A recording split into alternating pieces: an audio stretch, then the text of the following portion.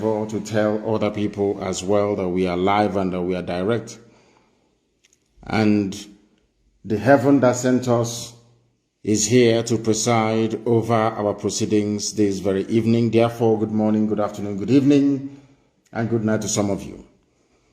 Especially those who are under the siege, the bombardment, the torture, the abductions, the kidnappings, the murder that is going on every day in the land of Biafra.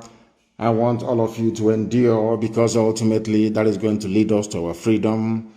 We are not going back because we do not understand what retreat means, nor surrender. The only way we have to go is forward, and ultimately the very glorious land of Biafra will be ushered in our time. This very evening, do not forget your pen and your paper. For those of them of the Janjaweed disposition, do not forget your chalk and your slate. Because here we educate, here we impact knowledge, here we make sure that we connect all the right nerves and sensory organs in your body, but especially your brain. Here we are going to make sure, as I tweeted earlier, that your frontal lobe, which is the part of your brain responsible for reasoning, is connected to the rest of your body, that you may be able to do the right thing. Please go out and tell the whole world that we are live and that we are direct. And heaven is bearing us witness, as always. My name is Mazi Nnamdi Kanu. I am the leader of the indigenous people of Biafra, the largest mass movement on the face of this very planet Earth. I am the director of radio, Biafra and Biafra Television, and by the very special grace of the Most High, now and forever, I would remain a servant of the wonderful people of Biafra. This evening, we are going to preach this very gospel that we have been asked to preach. This evening, we are going to bring enlightenment. This evening, we are going to make sure that some of the things that you were unable to understand nor discern, this evening will be laid bare for you to appreciate the enormity of the mess that the damnable zoological republic has fallen into. But before that, we are going to pray a very brief and a very short prayer in the language of the ancients, because our land is the very oldest habitation of man on this earth. Chineke na nke pụrụ ihe niile Chukwu okike abịama. Onye ihe niile ekereke na-agba aka ebe ịhụnanya ya na ebere ya, mara ya na ọmịiko ebe ndị ya nọ. Onye anyị na-aja mma wee na-efe mgbe niile, n'ihi na ndị Igbo tụrụ ebighị ebi. Ọ bụ ugbu a ka anyị onwe anyị bụ ndị dị ndụ ghọtara n'ihe nọ n'ime aha gị nna nke ebere dị ngọzi, n'ihi na ị dịghị anwụ anwụ. Ọ bụ naanị gị bụ okike, ọ bụ naanị gị bụ mmalite na ọgwụgwụ, ọ bụ naanị gị bụ Chineke nna nwanne otu onye na-adịghị agharịpụ ndị ya, onye mmeso ọma ya na-akarị n'ime ndụ ndị niile bụ ndị iji enwe ntụkwasị obi. Ọ bụ n'ihi mere anyị ji wee dị ndụ wee ruo n'ụbọchị nke taa. Ọ bụ gị onwe gị mere anyị ji wee na-eme ọnụ, wee na-anya isi, wee na-aba mba si na Biafra ga-abịarịrị. Ọ bụghị n'ike aka nke anyị onwe anyị, n'ihi na ihe ọbụla nke gị onwe gị dị nsọ dere idewe ya. Ebe ikpebiri n'ime mmụọ nna nke ebere dị ngọzi na Biafra ga-abịarịrị, onye m na Chineke nna nke igwe, onwe ihe mmadụ dị ndụ pụrụ ime. Ọ bịa mere ka ha rabụ ndị kụnri wee na-ekwutọ, wee na-akọtọ Biafra nna nke igwe. Ndị dị etu a bụ ndị ji ala wee na-ezere mmiri n'ụbọchị nke taa. Onye ọwụla pụtara wee sị na Biafra agaghị adị, onye dị etu agaghị adị, n'ihi na ị bụ Chineke. Ọ bụ na-adịghị ka anyị na-efe, anyị naghị efe arụsị. Anaghị m efe arụsị ọbụla nke ndị ọcha butere na nke dị nsọ. Anaghị m efe arụsị ọbụla ka anyị na-akpụ isi ala nye. Ọ bịa m iji wee na-aza anyị oku mgbe ọbụla anyị kpọkuru gị, wee zaa anyị oku. Anyị wee na-arịọ gị mgbaghara mmehie, anyị wee na-arịọ gị ịhụnanya gị, wee na-asị gị onye kere eluigwe maka elu ụwa, Chukwu okike abịa ma biko bịa ka i wee leta ndị gị, n'ihi na ụmụ gị natakwana ahụ wee natabighị ya oke. Ndị iro abatakwa n'ime ala nsọ bụ Biafra, onye nwe m na Chineke na kama chike isi wee chụghachi azụ na mgbe gara aga, tinye ọgbaghara n'etiti ndị dị etu a. Ị ga-etinye ọgbaghara n'etiti ndị iro bụ ndị Janjaweed eze ebube dị ngọzi, n'ihi na dịka anyị si wee rie ọgha, imewe ka aka si ha wee baa ha ọnụ. Ha niile ga-abụ ndị a lara n'iyi, onye nwe m. Rọpụtara ụmụ gị ngwa agha, nye anyị ọgụgụ isi, nye anyị amamihe, nye anyị ezi nghọta nna nke ebere. Kwuo anyị ka anyị wee ghọta anya nke arara arọ nna nke igwe, n'ihi na ọ bụghị ndị niile bụ ndị nwe ọgụgụ isi dịka ndị Igbo si nwe ọgụgụ isi. Anyị wee na-arịọghị Chineke nna nke pụrụ ime ihe niile ka i wee mee ha ụbụrụ ụmụ mmadụ, wee mee ha obi ha, ka ha wee hụ ihe ọma nke Biafra ga-ewetara onye ọbụla. Na ọ bụghị sọsọ ụmụ gị bụ ndị Biafra, onye nwe m, kama na onye ọbụla nọ n'ebe ọbụla n'elu ụwa nka ihe ọma wee na-amasị onye dị etu ahụ. Nna nke ebere, bikonu kwere ndị etu a wee kwe ka Biafra wee bịa, ka ndị isi ojii n'ụwa niile wee hụ ihe gị na ịma mma gị n'ime ndụ ndị anyị wee na-arịọ gị eze ebube dị ngozi ka iru gị wee chaa n'ebe anyị nọ. Anyị nwekwara gị chi ọzọ ewezụga gị, o nweghị onye ọzọ nke anyị na-akpụ isi ala nye ma ọ bụghị naanị gị. Anyị wee na-arịọ gị n'abalị nna nke ebere n'ụtụtụ ehihie abalị, n'ihi na ụmụ gị gbasara ka ọkpaka n'ụwa niile, ka i wee kpọkọta ndị gị n'oge niile mgbe nnụnụ ọbụla ji alaghachi na-apụ ya dị nsọ. Biko nụ mere anyị amara bịa ka i wee nye anyị Biafra na ndụ na-abụrụ gị n'ọnwụ, onye nwe m na Chineke nna. Lekwa aja niile nke anyị na-achụrụ gị eze ebube dị ngozi. Anyị wee na-asị gị, onye nwe m na Chineke nna, onye bi n'ime igwe, onye ọbụla anyị na-ahụ na nzuzo, onye na-ahụ obi mmadụ dị ndụ nna nke igwe, onye dị anya ozi nke anyị onwe anyị na-aga, nara otuto niile na nrube isi niile, nara ịja mma niile, ịkpụ isi ala, onye nwe m, nara otuto n'elu otuto nna nke ebere dị ngozi, ka ọ ga-abụ na ikpete mazụ ụwa niile ga-asị n'ezie n'ezie na ụmụ Biafra bụ ụmụ Chineke. Anyị ga-aja aha nsọ gị ma mata oge ma gọzie onye kere eluigwe n'ụwa ugbu a mụrụ mgbe niile ebighị ga na-arịọ gị ise ise ise. Ọkwa n'ozi ọma Chineke ka anyị na-agbasa. We are here to preach the gospel of heaven, the gospel of truth and redemption, because as always we are incorruptible, incorruptible, without blemish, whiter than white and whiter than snow. That is why we defend the truth with every vigor. That is why you cannot go anywhere and hear that these people at one time they derailed, because Elohim is with us. We must proceed this very evening. We must proceed to preach this very truth. I am starting this very day with a very simple warning to those of you that occupy government houses in the entirety of Biafra land. I know that your masters and your lovers in the north, the Fulani Janjaweed, I know all of you are under pressure to try to do the bidding of the oppressor, to try to do the bidding of your masters. But I must warn you, and warn you very, very imminently. Hope Uzodinma of Imo State said that he has arrested over 400 suspects in Imo State alone. 400 suspects. And I want Hope Uzodinma to understand this evening that we know where you're holding them. You have converted part of Ikonso House into prison cells. And I want people all over the world to understand what we are trying to explain this evening very, very clearly. Hope Uzodinma, the Sarkin Fulani of Imo State, the Supreme Court Administrator of Imo State, imposed by Abakiari, the late Abakiari, a servant of the Janjaweed Fulani Caliphate, is arresting our people and locking them up inside government house in Owerri. Before tomorrow you start complaining and start talking your rubbish as usual, I want you to ask Hope Uzodinma, if you feel that those you arrested right now, over 400 of them in government house, including 3 pregnant women, 3 pregnant women inside Ikonso House, which is the government lodge in Imo State, 3 pregnant women are being held by Hope Uzodinma. Because tomorrow some of you suffering from the very advanced form of Hausa syndrome. I don't call it Stockholm syndrome anymore, because Hausa syndrome is even worse. When Fulani conquer you, they subjugate you, they oppress you, you wake up in the morning and you start loving them. I call it Hausa syndrome, not Stockholm. Stockholm is too foreign, too Western. It's too mild.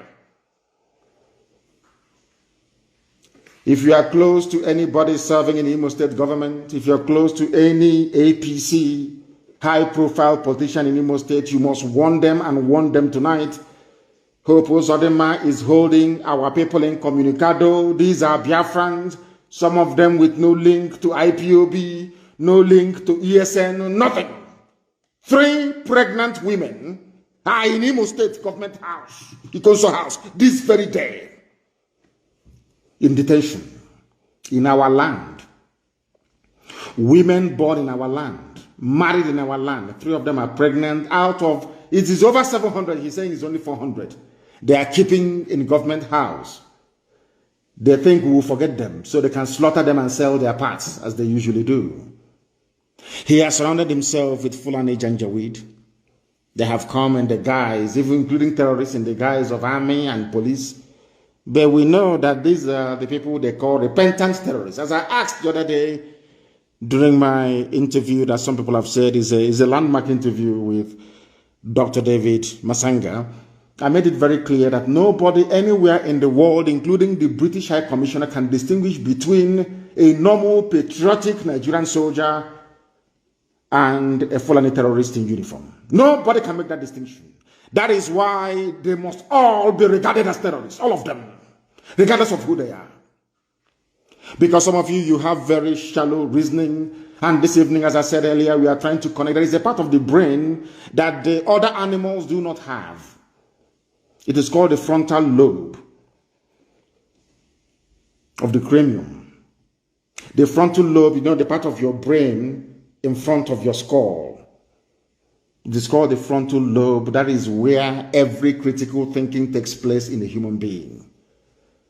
Other animals do not have it. Even if they do, it is not of the same mass.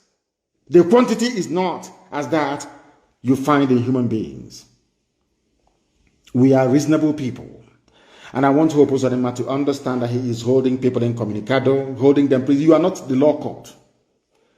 Sarkin Fulani of Imo State, you are not a law court. You people claim you operate a democracy. You arrest people, you don't try them. Because you know you have no case against them. That is why you cannot present them before any properly constituted court. What you do instead is to hold people, to kill them extrajudicially, and then distribute their body parts all over the world in the name of profit making. Oh, Pozadema, you're traveling with 400 soldiers, policemen, helicopters, and armored tanks. That is the life of a condemned prisoner. There is no difference between you and a high-profile prisoner on death row anywhere in America. You are exactly the same. I want you to go and see when they are moving condemned men to court in America.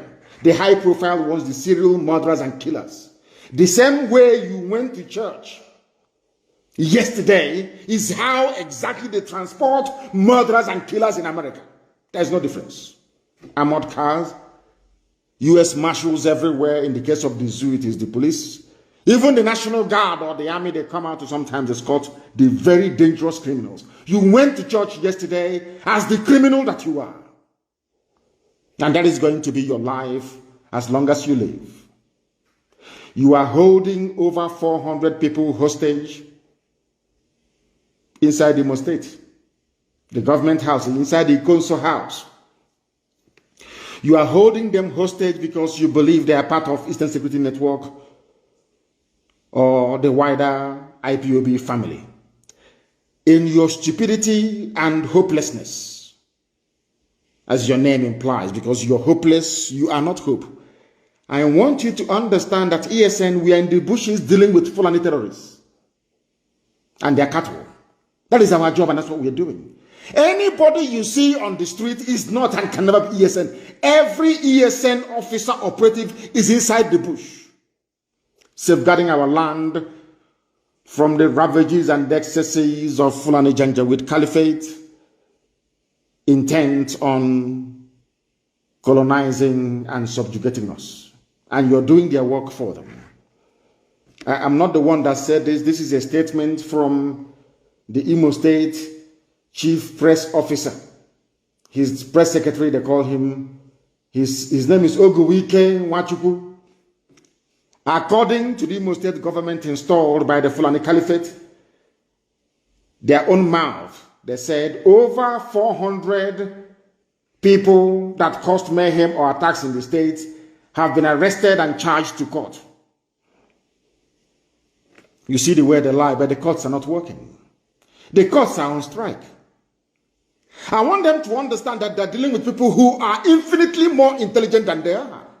These people are being held in cells and in prison, holding centers inside the government house itself in Owerri. And I am highly disappointed that somebody as venerable as Archbishop Obinna, a man I love and respect immensely, and you know me, it doesn't matter how close you are to me, when you do wrong, I will tell you. And this very evening, I am respectfully telling Archbishop Obinna that he got it wrong by allowing this murderer into Assumpta Cathedral. Unless he went there to confess. Let me repeat. As much as I love and I respect Archbishop Obinna, allowing Hope Uzodinma to enter the house of God at Assumpta Cathedral in Owerri is a desecration of that very place. He's a murderer. Not too far from Assumpta Cathedral, they are holding over 700 people hostage, including 3 pregnant women. And Archbishop Obinna allowed this criminal to come to church. And let it be the first and the last time any church will allow Hope Uzodinma to, should I say, defile their presence or their altar. Any pastor, any archbishop, I swear to God Almighty in heaven, any idiot who as much as invites Hope Uzodinma to his church anymore, God is my witness in heaven, you will pay very dearly for it. Hope Uzodinma is a murderer, is a killer. I don't want Archbishop Obinna to repeat this type of thing again. Hope Uzodinma is a killer. The era of seeing nonsense and tolerating it has come and gone in our land. We confront evil when we see it. How can you allow this man to come to your church to confess his faith or whatever he was doing in your church? You allowed the murderer, somebody who called terrorist army of Nigeria into his own state to kill his people. And an archbishop allowed him to come to church, Roman Catholic Church for that matter. It's an abomination. A desecration of Assumpta Cathedral in Owerri. Archbishop Obinna is a very intelligent man, a skilled theologian. I don't know for the life of me why he would allow this vagabond criminal, ex-419er, to enter into Assumpta Cathedral. I have no idea why he would allow it. Is it because of money? You tell us and we'll give you money. If the Catholic Church wants money, IPOB will give them money. What Archbishop Obinna did is wrong. You allowed a murderer of his own people to enter into a supposed house of God. It's an abomination before God and before man. And such nonsense should not repeat itself. I'm begging you, please. Shouldn't happen again. From today, any pastor anywhere, if you want to try us, you go ahead and do so. I don't care if you're Anglican Church, if you're Catholic Church, if you're Methodist, if you're Baptist. I don't care whatever reason Hope Uzodinma has to give you. I'm telling you this. No pastor should welcome, as I warned every community. No community should allow Hope Uzodinma to inspect anything to come to that very village. No community in Imo State. The same way I'm telling you this evening, no pastor, no archbishop, no priest, no dibia, no native doctor is allowed to invite Hope Uzodinma to go, or should I say, to do whatever he wants to do with them. I don't care. But in secret. No more open attendance of church in Imo State for Hope Uzodinma, because that very church will receive the anger of the people. All this nonsense you were doing before with Fulani Janjaweed, that era has come and gone. We are not going to tolerate any idiot anymore. We cannot tolerate any fool anymore in our land. All we want is to be free. The Fulani can try as much as they can to plant every idiot in every political office. We are not going to give them the space to operate. It is impossible. It is impossible. I want to Hope Uzodinma to understand this. Absolutely impossible. If you want to know if you are joking, I want to see the next stupid pastor to invite Hope Uzodinma to his church in Imo State anywhere. You're not ashamed of yourselves. Your people are being killed, and you are inviting the killer. You are inviting the murderer into the church to come and do what? I'm asking you. To do what in Assumpta Cathedral? I'm asking you. A murderer. A killer of his own people. All of you are not ashamed of yourselves. You're not ashamed of yourselves. I may be in good terms with somebody. Any day you mess up, I will shred you. I don't give a damn who you are. If you're on the side of righteousness and truth, I will always extol you. I'll also, any day you deviate 1 inch to the right or the left, I will shred you to pieces. Let me see the idiotic pastor that will try that rubbish again in Imo State. God will punish you. You want to invite the killer of women and children into your church to come and do what? I'm asking you. By their own mouth, they are holding over 400 people hostage because the courts are not working. They think if they issue a statement, oh, we'll refer them to the court, it will solve the matter. No, because the courts are not working. You could not have referred them to any court. And in your stupid, 1999 constitution is clearly stipulated. Once you're holding on to somebody for 2 months without presenting them before any competent court of law, they should be set free on bail. That is what the law says. In case you don't know, it's in your stupid, useless, idiotic, janjaweed constitution of 1999. By their own mouth. I will tell you what they said. Listen very carefully. Over 400 of those who carried out the threats on the state in the past has been arrested. And I'm asking them to publish the names of those they arrested before they cut up their bodies and send their penises to China for wonton soup. He went on to say, the good thing is that 70% of them are not Igbo. They think they're dealing with children. They have no brain. That's what they think. We know we are little children. If 70% of them are not Igbo, where are they from? They are from Chad or from Mali. Or they are from Niger Republic. Why can't you make it public? After all, when you arrest people, you parade them. Why don't you parade those in government house right now as prisoners of Opus? A pastor will see all of this. An archbishop, a learned man will see a murderer and they allow a murderer to come to his church. Unbelievable. Unbelievable. Absolutely unbelievable.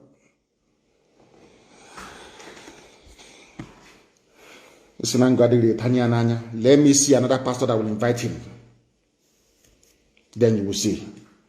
3 pregnant women are among those being held by Hope Uzodimma right now as I'm speaking to you.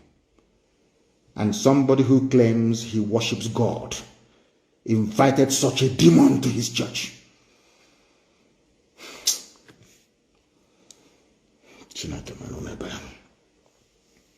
I don't blame some of these people. I blame those that support them.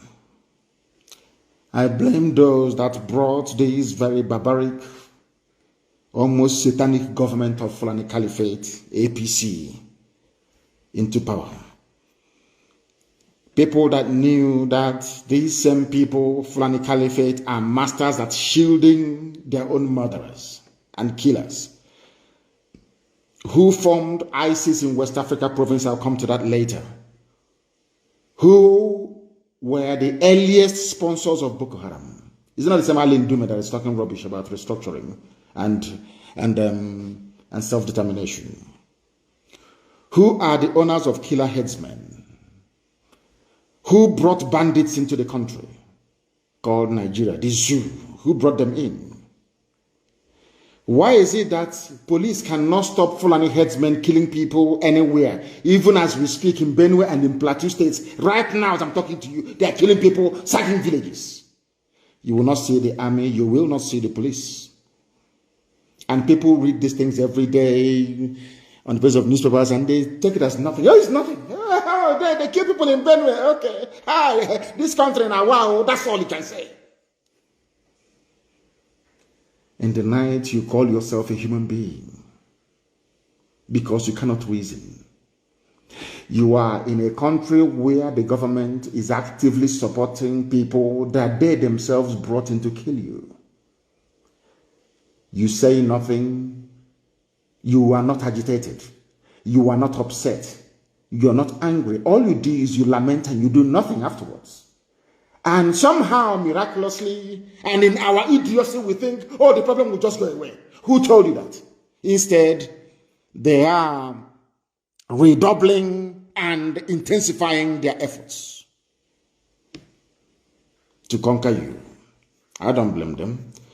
The army doesn't work when it comes to ISIS in West Africa, when it comes to Boko Haram, when it comes to killer headsmen, which is Mietiala, when it comes to bandits. No, they are not terrorists. And all of you are there, 200 million idiotic people, just moronically, just looking every blessed day. None of you has the courage to call upon the powers that be in Asorok, which is essentially Fulani Kabah, because there is no Buhari, to say to them, oh, why don't you label your own people terrorists? That is why Hope Uzodinma gave them the impetus to come to Imo State, to bomb Imo State, to kill people, to put us through exactly the same thing we went through between 67 and 1970. And somebody as learned as Archbishop Obinna allowed that fool into Assumpta Cathedral.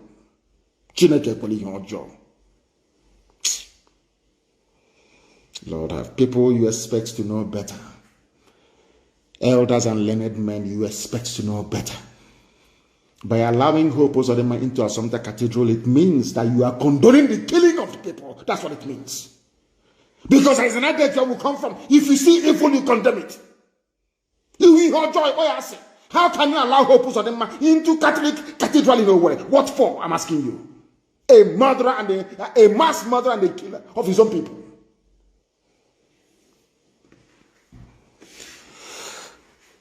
Dear me. An Archbishop, Desmond Tutu, was fighting against apartheid regime in South Africa. From the pulpit. He was saving ANC activists from apartheid killers and murderers. You as an Archbishop, the people you are saving are those who have come to murder their own people.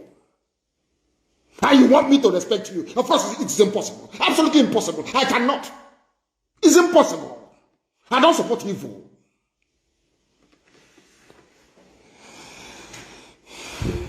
Oh, God.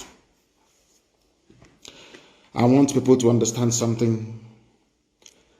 The Nigerian army and police are part and parcel of the entire Fulani terrorist caliphate package, designed to put fear into you, to allow them to take over your land. I will come to that later on as well. But very, very sadly, in our land, they have found willing accomplices in the likes of Hope Uzodinma, in the likes of Nyesom Wike, the likes of Dave Umahi, a very poisonous man. Very, very poisonous man. I'm telling you. The people they are serving is this same Fulani government. That no matter what happens, no matter how much you cry, federal character, all of you are there. From Lagos all the way to Bakassi to Calabar.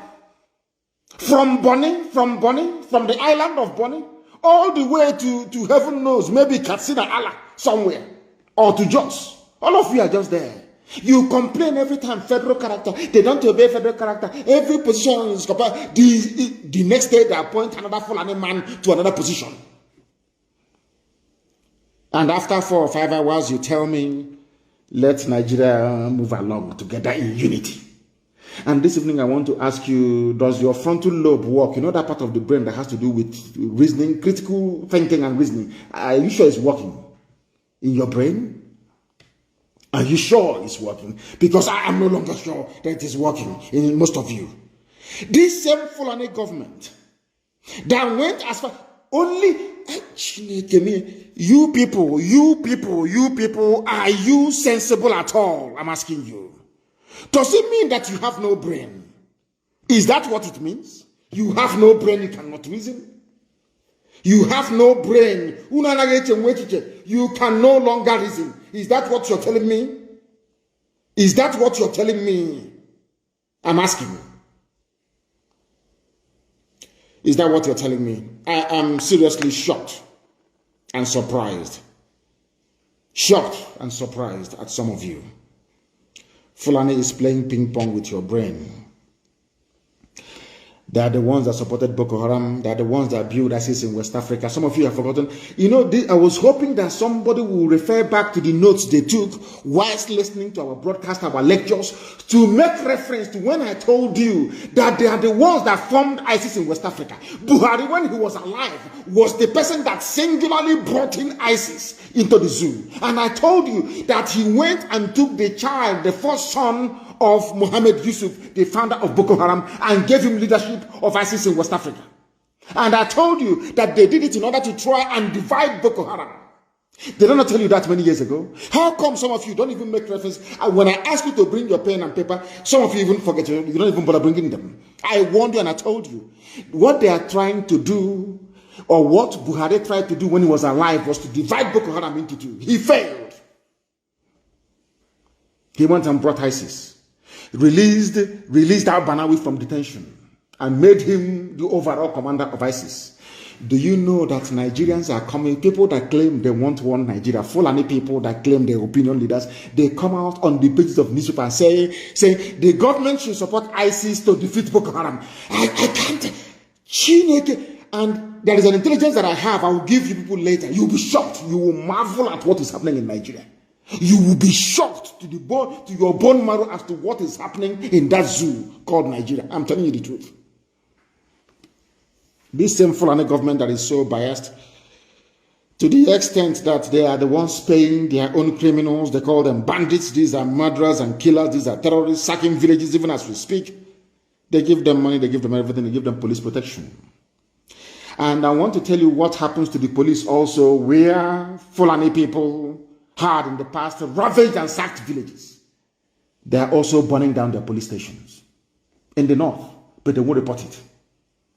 It is now very clear to everybody that Nigeria police and army, they are part and parcel of the problem that you're going through. But you are too foolish, you are too myopic, you are too blind, your brain is not working. That is why you cannot connect all the dots to understand what the Fulani Janjaweed has in store for you.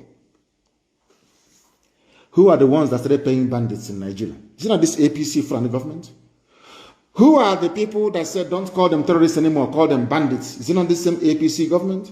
Who are the ones that changed the name of refugees into IDPs? Is it not the same APC government of the Fulani Janjaweed Caliphate? And all of you are just there, moronically and idiotically defending your stupid one Nigeria on a daily basis because you are foolish, because your brain cells are not working properly, because you are incapable of reasoning, because you lack discernment, because you lack the ability to reason properly. The same people that cannot do anything in the north are busy bombing. Let me give you an example. They are bombing Imo State. Is that not correct? Aerial bombardment everywhere. Around this world, Obo, Mbano, Etiti, all everywhere is under bombardment by Hopus of them. The same man that somebody like Archbishop Obinna allowed to visit his church. Oh, Chineke. Even Archbishop Obinna of all people. You allow the murderer, a killer of his own people, to come to your church. My goodness. As they are busy bombing and bombarding Imo State, ask yourself, all this, I tweeted it earlier today, you can see that ISIS is now holding open community meeting in the north. No bombardment from anywhere.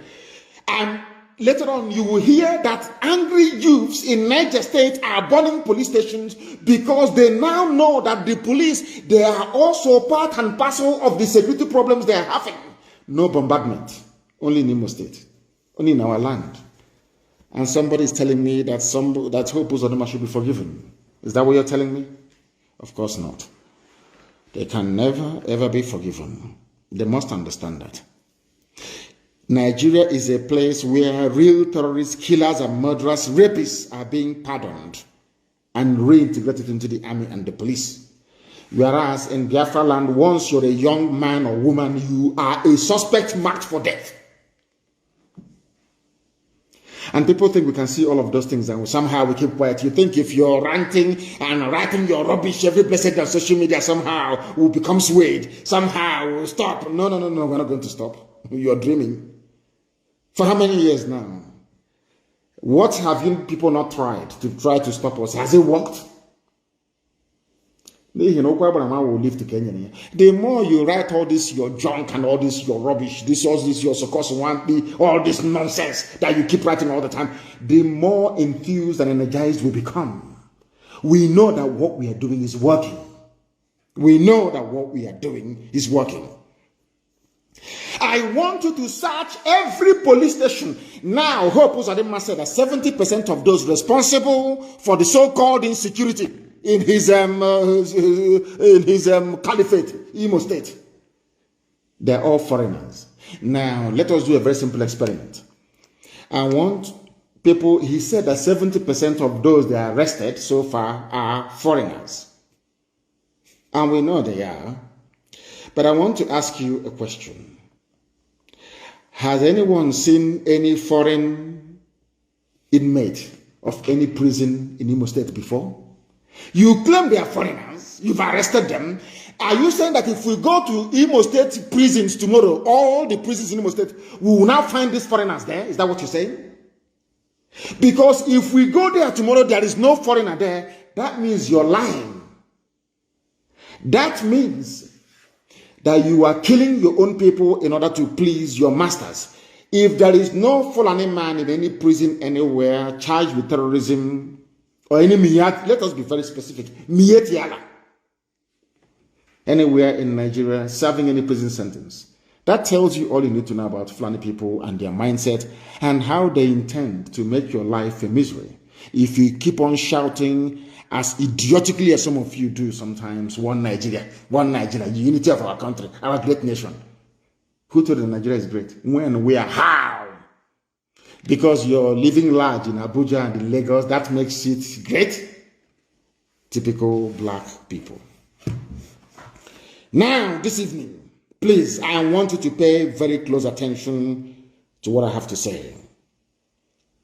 In Nigeria, both their presidency, whoever is wearing Buhari mask, the military, the police, and the Miyetti Allah leadership are all in this game together to protect Fulani killers and murderers. I have asked our people this, especially Igbo people. I want to ask you this thing time and time again. When Ozowani was attacked by Fulani people, hundreds of people slaughtered, was there any Air Force raid of the nearby bushes? It's a simple question. When Nimbo massacre and slaughter occurred, did the Air Force take off from Enugu to go and search for them and destroy them?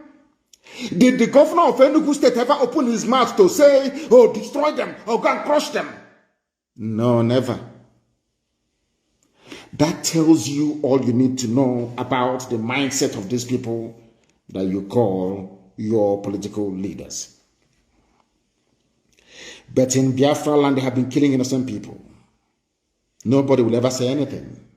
They went to Mpo, I think about 4 years ago, 2016 at Mpo, for no reason. This is one thing that the Efulefu Brigade, somebody called them the multi-purpose Efulefu, and their Yoruba counterparts, the sophisticated morons, the idiots in Yoruba land that keeps writing rubbish all the time. The Igbo Efulefus, the intellectual, very hopeless and very useless. No one has ever asked the police and the army the question, all those people you killed at Mpo in 2016, what did they do to you people? A simple question they cannot ask. Without provocation, an atrocity documented by, they hate every organization. Of course, they hate Biafrans, they hate Igbo people. We know the reason why. For Amnesty to write about that massacre tells you all you need to know. Has anyone ever asked the army or the police, why did you go to Mpo to go and kill people? What did they do to you? All of you stupid, hopeless, animalistic, one Nigeria idiots, you can never reason very well. I want to ask you again, those people you killed at Mpo, what did they do to you? National High School, Aba, those that you murdered in Aba National High School, what did they do to you? They were in a school, they were praying. Did they do anything to you? I believe you know the answer to that question. Those that you killed during Trump rally in Iguacha, did they do anything to you? It's a simple question I'm asking you. What did they do to you? Nothing. Now that some people, although I don't support what they are doing, now that some people have risen and they are very angry. And they are avenging the death of their own people. All of you are busy yapping your rubbish all the time. Oh, insecurity here, there be security. When they were killing innocent people, was there security? What do you call it? I'm asking you a question. What do you call it? When they were busy slaughtering innocent people out of hatred. Fanibo man, hatred, just sheer hatred. My Yoruba brothers and brethren, they have been rallying with Yoruba flag. So they do the flag. Has there been any mass murder there? What is it about the Duduwa flag that protects them? Yet, once you see Biafran flag, you want to kill anybody carrying it. Even those with muffler, you want to kill them. Those with t-shirt, with Biafran t-shirts, you want to kill them. Those with Biafran bangles, you want to kill them. And after doing all these things, you expect them to go and fold their hands and be saying hallelujah every day? You are insane in the head. You see, there was something that Sir Arthur Boma Harris said. He was the chief of Air Force staff during the Second World War. He's a British man. He was the commander of the Royal Air Force. He died in South Africa because there was so much condemnation after the Second World War because of the way he bombed Dresden, that the criticism made him to travel to live out the rest of his life in South Africa. His name is Arthur Harris. They call him Sir Arthur Boma Harris because he commanded the bomber squadron or whatever brigade of the British Air Force. Do you know what he said?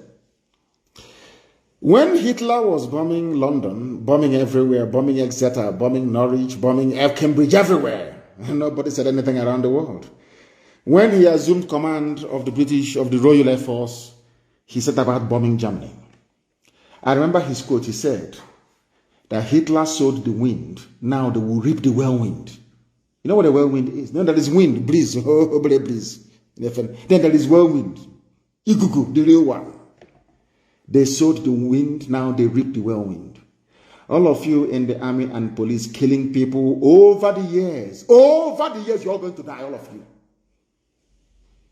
No, only all of you are going to die.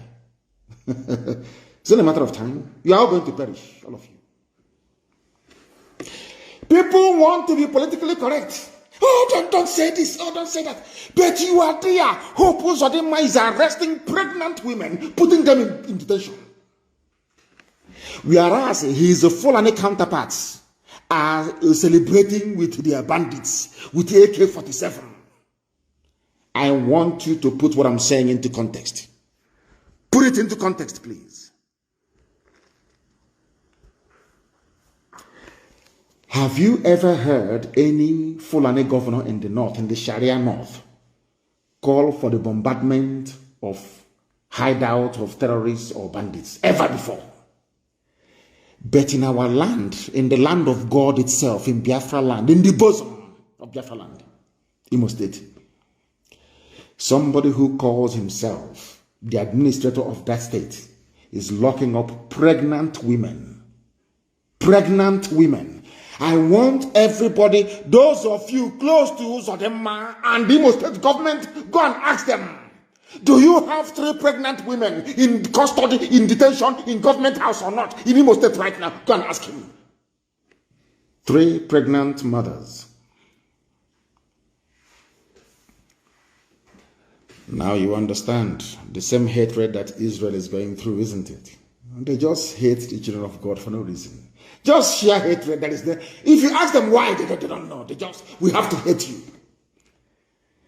Because you are blessed. And Chukwu Kikabiama is your God. That is the reason why. DSS are in our place, flexing, kidnapping people every day.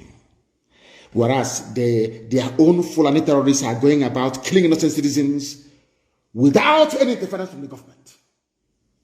All of you were there a few days ago. Somebody opened his mouth and said, oh, ISIS killed Shekau. The government the government plan with ISIS. You know, that is the reason why I've not even had, I kept thinking, I kept praying and asking Elohim, did you make a mistake creating these people?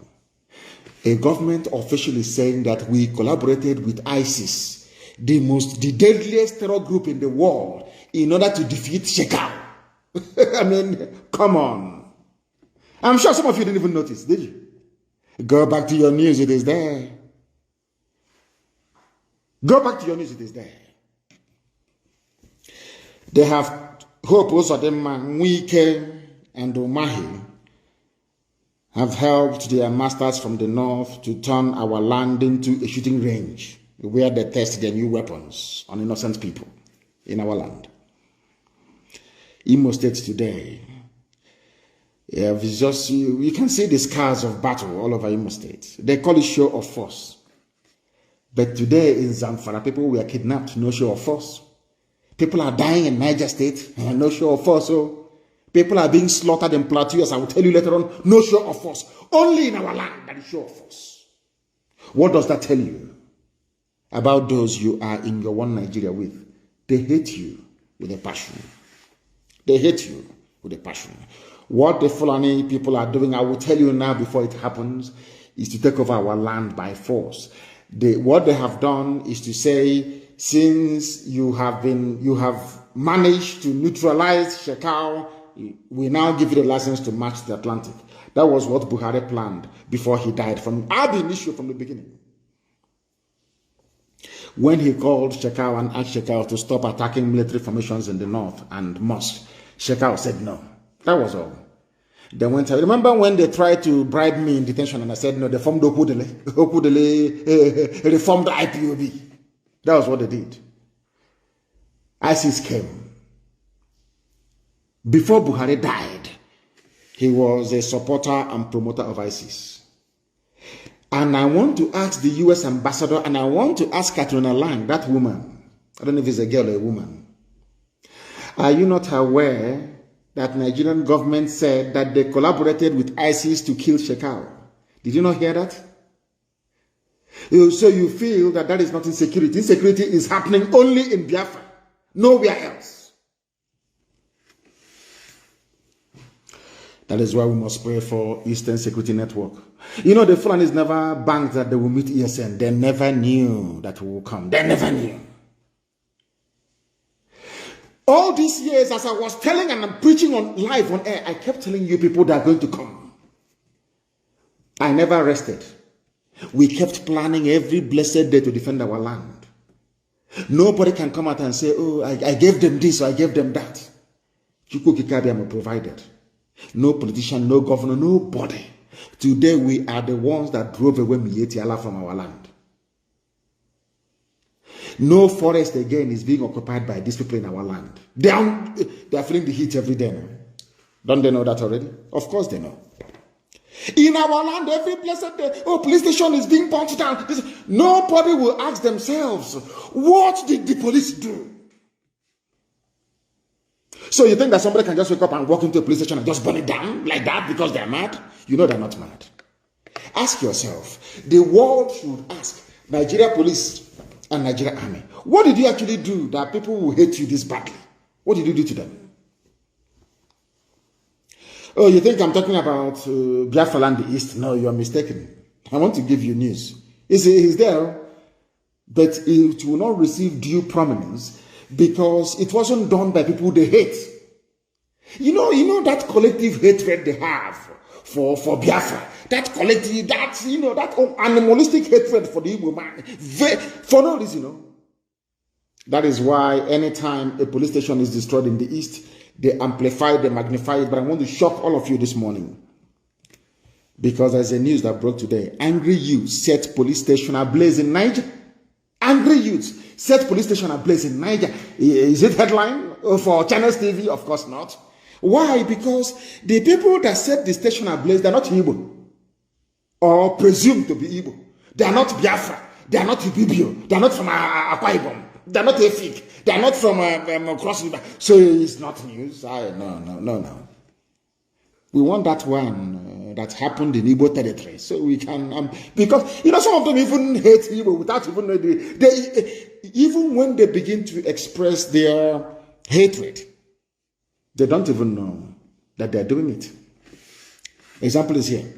Protesting youths on Monday, being today, vandalized and burned Gauraka police station in Tafa, local government area of Niger State, over the abduction of 15 persons by bandits. Why did they burn it down? Because the police did nothing. The police are working with the bandits. And I want to tell you that in Niger State that's been under siege, 15 persons were abducted. The villagers from a place called Gauraka went and burnt down their police station.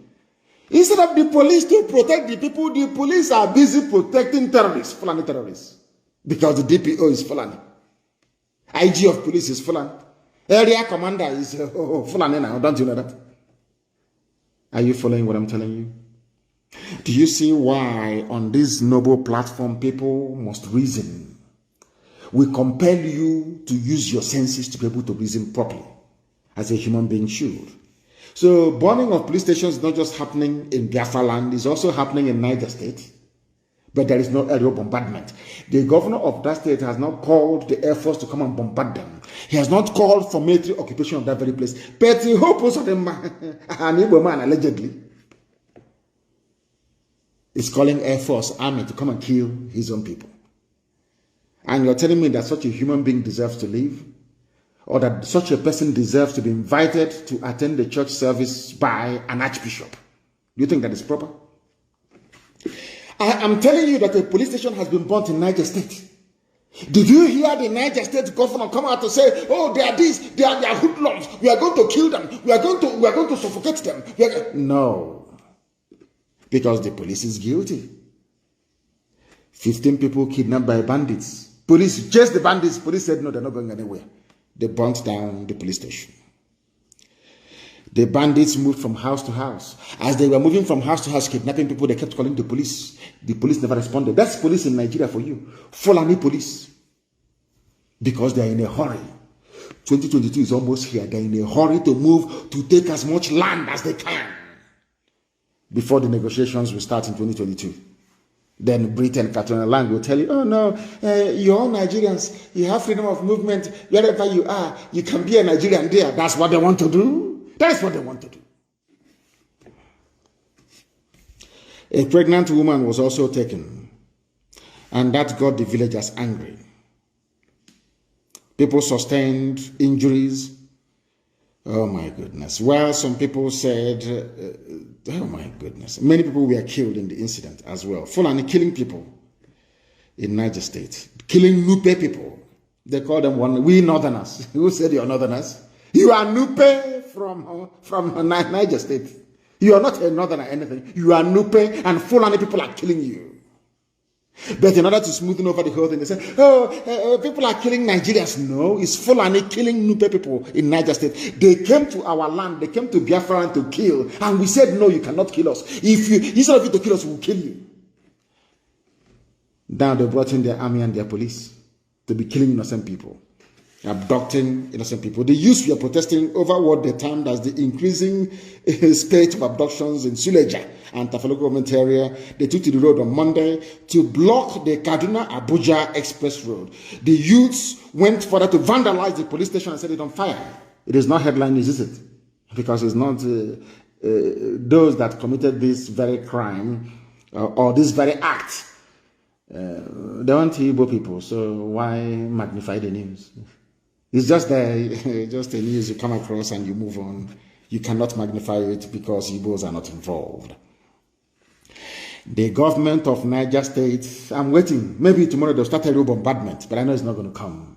Compare and contrast that behavior by the Niger State government to what Hope Uzodinma is doing. And then you get the perfect definition of an efulefu. Did it stop there? No, I have not finished. I have not finished.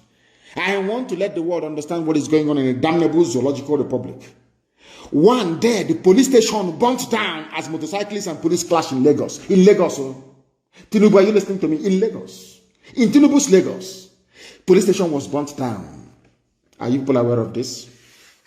A police station in Ile-Ekpo bus stop, Okeodo, on Lagos Abeokuta Expressway was on Monday, the same day, set ablaze. Because there was problem between motorcyclists and the police. Everybody now knows that the police is the problem. Fulani Nigeria police is the problem. Fulani Nigeria army is the problem. We don't know where the terrorists are. Those you put in the police and in the army, where are they? Those who claim to have repented. Now working for ISIS. Now working for Boko Haram. You see how Fulani people are playing with. You know, sometimes I blame the editors that we have. Somebody said that Fulani have taken over their hometown in Oka. I don't know the place. I don't believe that is possible. In Biafra, of course, it's not possible. It's not possible. I blame newspaper journalists. I blame some of you who half-educated, dim-witted people that went through, sadly, you know, somebody wrote a very moving piece that when people go to school in Nigeria, they go through a system of miseducation. They're not educated properly. A people without a sense of history, without a sense of perspective. They don't know where they're coming from, therefore they don't know where they're going. My good friend and brother, and happy birthday to him, Dele Momudu, who is 61, incidentally is the same age as Nigeria, or older than Nigeria. Dele is older than Nigeria. Isn't that bizarre? Or around about the same age as Nigeria.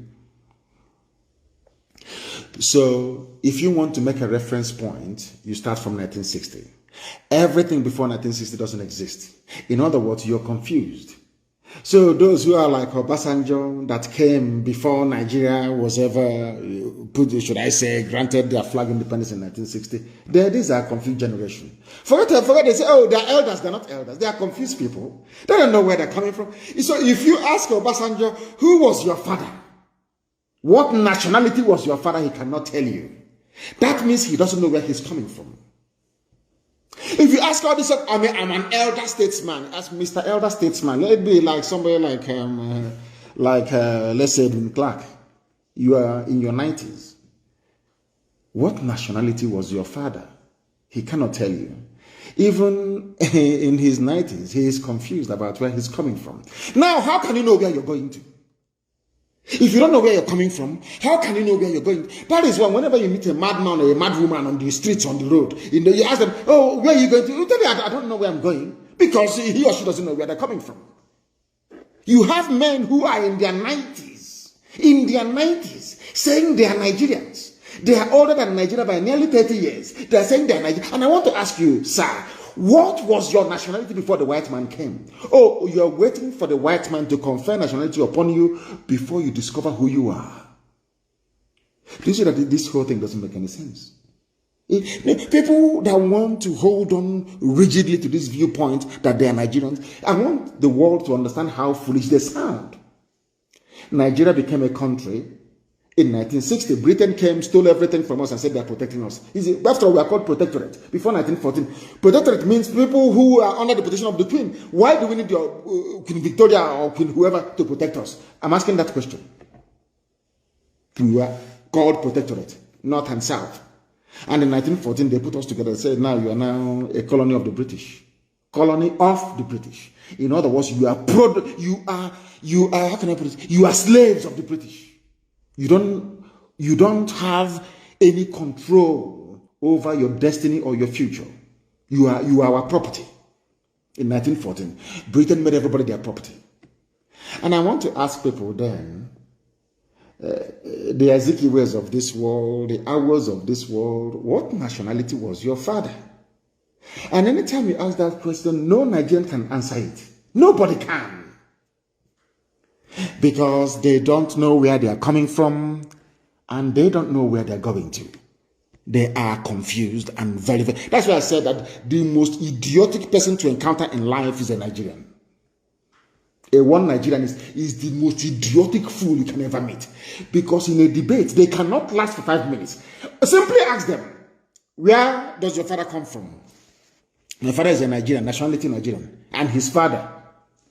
They say, I think he was, but I don't know. Now, if you don't know, how can you build a future out of something that you don't know? That is why being a Nigerian is the most foolish thing that can happen to anybody in the world. A police station was burnt today along Lagos-Abeokuta Expressway. Channels to TV hasn't reported it. There is no curfew, no aerial bombardment of the settlements along Lagos-Abeokuta Expressway. None whatsoever. But in Imo State and across Biafra land, the Igbo Fulefus are doing their best to please their boyfriends in the north. They are, because they are rent boys. That's what they do. Those they give their backside to in the north. They want to please them. Mrs. Tambuwal wants to please Honey. Honey, baby. I don't know what they call, maybe Honey and Baby. Who knows? If you see the way Wike was laughing, you will know maybe the guy whispered darling or baby in his ears. You can see the way he was laughing. You can see the way he was laughing. Darling baby. He was, when you want to, you're dancing, maybe you're in a club, you're somewhere, and you want your wife to feel good. You whisper something in her ear. You see the way she will laugh and smile. That was what happened to Wike. They're doing darling with the lives of his people.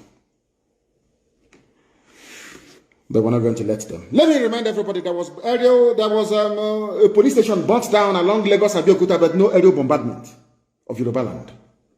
Because Yoruba governors, they have sense. Fulani governors, they have sense. They are not stupid. It's only in the east.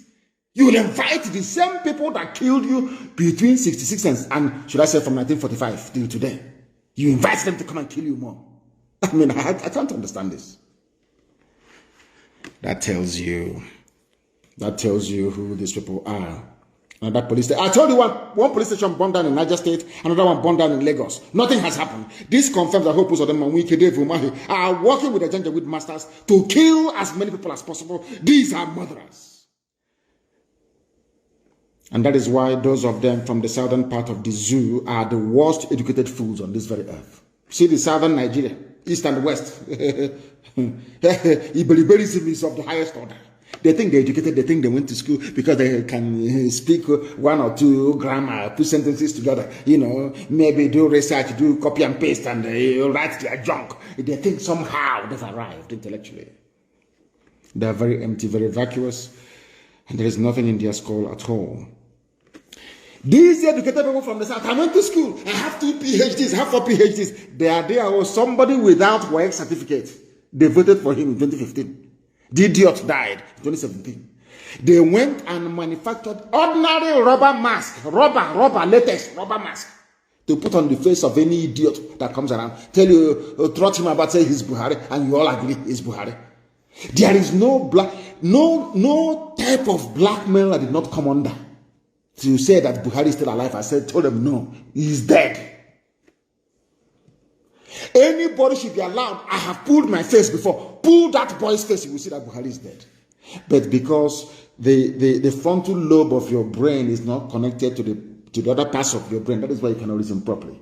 That is why I keep saying that there is a disconnect between the frontal lobe of black people, the part of the brain that reasons and things, and the rest of the body. Because there is no other justification, there is no other reason as to why something so clear, something so obvious, something so blatant, that even the so-called chief of army staff died. And the president, and all of you are witness to the fact a whole Putin will come out in the rain to perform a national duty. Look at Macron of France. An obscure soldier, was a policeman, died. Macron came to lead the nation in mourning. Chief of army staff, you appointed only a few days, you claimed you appointed only a few days ago, died. Somebody who flew to Paris, flew to London, cannot travel for 5 minutes to go and he is the commander-in-chief. One of his top men died. And you claim that this Buhari is a military man. You're telling me that a military man will be in office and a fellow officer will fall and he will not go to the burial or funeral? Hell, this UG, who did this thing to you people? Who did this to you people? If it was a civilian, I can even understand. Macron is a civilian, the president of France. yet he will attend military service, or should I say ceremony or burial. And you claim somebody who is a general as a head of state, another general serving him died, and he did not go. In which planet Queen Elizabeth II, her Britannic Majesty, will even attend a woman as the head of the army? This one is Commander-in-Chief of the army. You see what they call it? C in C. They call it C. When this is C in C. Your top army officer you appointed into office died. You couldn't drive for 5 minutes, but you flew for I don't know, maybe 6-7 hours to go to Paris to attend the conference. And you're telling me that that person there is Buhari. Do you not see how foolish all of you are? In this, I hate you people, honestly. You make me sick. Your stupidity is astonishing. Had it been a civilian president, I can understand. So you claim Buhari is alive. But Buhari is a general. And his fellow general died. And he did not go, come on, this UG. Black people. No wonder we are the lowest of the low in the whole world. We are at the bottom of the rubbish pile. I'm telling you the truth. The way we reason, God, you people, you make me sick. A general, a serving general who went to war, so you claim, is alive. Because I know that the late Buhari, had he been alive, oh, for goodness sake, he will be there. And he will speak without the aid of any written paper. But as somebody said, because of Islamic rule and all the rest of it, they didn't have time to coach him on what to say. They didn't practice. They didn't give him time to practice maybe 4 or 5 months in advance to come and deliver a speech. And you're telling me that after this display of idiocy by the person you claim is Buhari, white people will take you, a white man will respect you as a black person, you're joking. They cannot respect you. Because you have no respect for yourself. You people, you make me sick. A general, not a civilian president, a general, he was a general. And the man he appointed only 2 or 3 weeks ago died and he couldn't go. And I tell him, he's Buhari, he's not, he's shy. Hey, there is no Buhari. The late Buhari would have attended the funeral. There is no Buhari in power, for goodness sake. You dumb monkeys from Africa. I know, man. You make me sick. Every day I ask God, oh, are you sure it wasn't a mistake? Your God don't make mistake. But are you sure black people, when you were thinking about them, are you sure there wasn't doubt somewhere? I have never seen a people as foolish as this. I have never seen in my life. A general, head of state, commander-in-chief of the armed forces. The chief of armed forces, chief of army staff died. And the dead cannot bury the dead. A dead man, Buhari. Aisha has gone on the ground as usual. Well, Dubai, here suffering. She's a little girl. I'm older than her. Aisha is only 50 years. She has to. I'm not asking her not to enjoy life. She's more than welcome to enjoy life. But stop deceiving the people. The educated intellectuals from the East and their counterpart in the West, the sophisticated moronic brigade in the West. You see what you have done to yourselves. Only the Fulani, a Fulani man can become a major general without fighting any battle. Do you know how the only military accomplishment of Ibrahim Atahiru, the late chief of army staff that was buried, was 2 days ago or whatever? Do you know the highest battle he has ever fought in his life was to invade my house, as a result of which my parents died and 28 of my men. That is the only thing, because they sent him to Borno and he messed up. You don't know that? Ibrahim Atahiru, you don't know that? They sent him to 82 division in Enugu. For some of you, they say, why are Biafrans celebrating? Why won't you celebrate the idiot's demise? Who is he?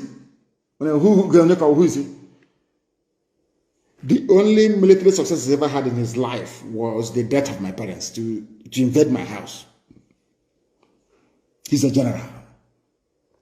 So in his CV, if they ask him, what are your accomplishments as a general? Where did you fight? Which theater did you operate in? The only theater he fought was in Sema Faruku. I went to Nnamdi Kanu's house to invade it. I invaded his house, his compound. That's all. That's as a general, and he's a general. Fulani. That's what they have done to you people. A Fulani man can become a major general without firing one bullet in anger, in war. Have you noticed that all the generals you have in Nigeria, all their thought of duty is killing civilians? Have you ever noticed that before? They only promote them when they kill civilians. That's all they do. Did Nigeria manage to recover Bakassi? Obasanjo, are you listening to me, Obasanjo? You are there, the money lover. You claim you don't like money, but we know you do. After all, you were taking 1 naira in those days from MTN. Have you forgotten? That was why when you were sharing the license, you had to go and do a deal with a South African company. MTN was from South Africa. You gave the license to your brother, Adenuka, of Glow. When you scratch MTN card in those days, every 1 naira will go to Obasanjo, true or false. Oh my goodness. Zoo. Fulani, I want to ask you, all this nonsense is a general. I want to ask you, you are there to defend the territorial integrity of Nigeria, is that correct? Where were you people when Bakassi was taken from you? Bakassi Peninsula and given to Cameroon. You went there, we saw your body bags coming back to the Road, passing on my ordinary gendarme of Cameroon beat you in Bakassi. Now, I want to know why you would appoint anybody a major general in Nigeria based on what? Which war did you fight? Have you ever won any territory or conquered anywhere for Nigeria before? But you're asking a major general because you're Fulani. Wretched cowards. Ibrahim Atahiru's only distinguished honor came when he attacked my house with troops from 82 Division. Troops, army. Came from Enugu or Hafiandu Binze. That led to the death of my parents. And the Fulani Janjaweed, they were rejoicing that my parents died as a result of the trauma they underwent when this same idiot that died a few days ago stormed my family house and killed 28 people in the process. That is the same person that some Biafrans, some idiotic Igbo people will be saying, oh, we are mourning our chief. You know, sometimes I don't know. There must be an ant or a disease that have eaten our brain, to be honest with you. You are celebrating a man that came to kill your brothers and succeeded in killing some of your brothers. My own parents died as a result of it. You're celebrating, you say, oh, we are mourning our chief of staff. That is why I said that what you people are suffering from is what I call the Hausa syndrome. You know, after the Fulani is subdued and rendered the Hausa people useless, they started supporting everything that the Fulani man did. Are you aware of that? That's exactly what you're doing. It's not Stockholm syndrome, it's just, you just fall in love with your kidnapper. No, this one, you worship your oppressor. I feel sorry for some of you. Fulani. As I tweeted earlier today, let me tell you the tweet I tweeted earlier today. Do you know the Fulanis, they have no sea, they have no river of note. Only if you can consider River Niger as being theirs. Do you also know that Fulani people are in charge of all the seaports we have? Do you know it's the Fulani man that is in charge of Iguacha, Port Harcourt Seaport, in charge of One, in charge of Warri, in charge of Calabar? They are the ones that locked it and said no ship can come here. If you want to clear your goods, go to Lagos. One small deal they got with Yoruba corrupt politicians. Let every freight land in Lagos so we can tax them and take all their money. That wickedness I told you about. That is something that our people don't understand. Those that idiotically call themselves Niger Delta. You see, when an Igbo man is being punished, all of you are being punished as well, isn't it? Because of this punishment being meted out to an Igbo man, Calabar Seaport cannot open because an Igbo man may benefit from it. Iguacha Seaport in Igbo land itself, in Igbo land, it can't open because Igbo man will benefit. Warri, how about Warri? Oh, Warri is very, very close now. It's close to Obanam, it's close to Asaba. They will benefit. Why don't we shut it down? And after seeing all of these things, you still come out to say you're a proud Nigerian. Do you see how foolish you are? Fulani people controlling the sea, they have no sea. If you throw them into the water, they will drown. They're like stone. They don't swim. They don't know how to swim. The people that actually own the seaports, own the areas that can even swim, they are not nowhere to be found. And how about the oil? That someone says, oh, you want to take our oil. That is why you want Biafra. I want to ask you a simple question. Do you own the oil? The answer is no. Now, let me tell you why they want one Nigeria. Because the Sultan of Sokoto, who is the head of the demonic Fulani Caliphate, owns, is it how many oil wells? Is it 36 or 38 oil wells he owns? One single man. Why would such a person want Nigeria to break? But when you hear him talking about keeping Nigeria one, you will think that he has this love for you. He has love for his oil wells. He doesn't give a damn about you. That is why there is no cleanup anywhere. That is why they can pollute the land and do whatever they like. And you still love them. And that is why some people that call themselves Niger Delta youths, this, I don't know what is wrong with them. They call themselves Niger Delta youths. They always support the Fulani. Despite what the Fulanis are doing to them, they still support them. That is an advanced form of the Hausa syndrome that they're suffering from. Even the Hausa people these days are beginning to wake up. But some of them are still in slumber. Very, very sad indeed. They control the oil wells. You go to school, they score the lowest in exam hall. They are the lowest. But that person that scored the lowest is going to be the chief of army staff tomorrow. Watch and see. Before your eyes, what can you do? You complain, you grumble, you go back home and you sleep. You sleep on your wife's chest and that's it. You forget everything. And they say, oh, don't worry, darling, tomorrow will be better. And that's it. That is Nigeria for you. They come last in class. They are the lowest though. If you go and check JAM, go and check WAEC, they are the lowest of the low. But they produce a customs chief, they produce chief justice of the federation, they produce attorney general, they produce immigration comptroller general, they produce comptroller general for prison, they produce IG of police, they produce chief of air staff, they produce chief of army staff, they produce chief of naval staff. They come last in class. And you don't want Nigeria. Let us get together and build Nigeria. People that came last. Then why do we have people going to school then? That is the zoo for you. They say, why we don't want the North, why we don't want Nigeria to break? Why North does not want Nigeria to break? Arewa Consultative Forum. I want to give you the reasons that they gave. He said, there is no way any part of Nigeria will succeed without a civil war. We are so integrated that it is impossible for us to sit at a conference table and allow each other to go their ways. It's impossible. In other words, they are foreclosing any avenue for referendum. They are asking for war. When that war comes to them, they say, oh, Nnamdi Kanu is seceding. They want to secede. How can I secede from something that was formed in 1960? My father is older than 19. How can my father secede from something that is older than? I can't understand the life of me. Let me tell you something. Now we're going to add another subject when Biafra comes. We are going to establish as part of the medical sciences an anatomy course called Studying the Brain of a Black Man. I want to understand why blacks are so foolish. I want to understand that part of their brain that predisposed them to foolishness and stupidity. I want to understand it because it doesn't make any sense to me. They keep using the word secede. Have you noticed that they don't want to use the word self-determination? Never. They don't want to use it because Britain advised them. Don't use the word self-determination because if you use the word self-determination, the world will know that Nigeria is an artificial construct. The world will know that Nigeria is not organic. The world will know that we created this monstrosity for you. Always use secession. So to give the impression that Nigeria has been in existence for over 1 million years before now. Do you understand me? Are you following what I'm preaching? I'm sure that some of you, they are saying there is no way we can separate without going to war. That's what the rulers of Nigeria is telling you. Fulani Caliphate is saying, why is that the case? Because we in the north, this is their own word, I'm quoting them verbatim, because we in the north fought the war to keep this country together.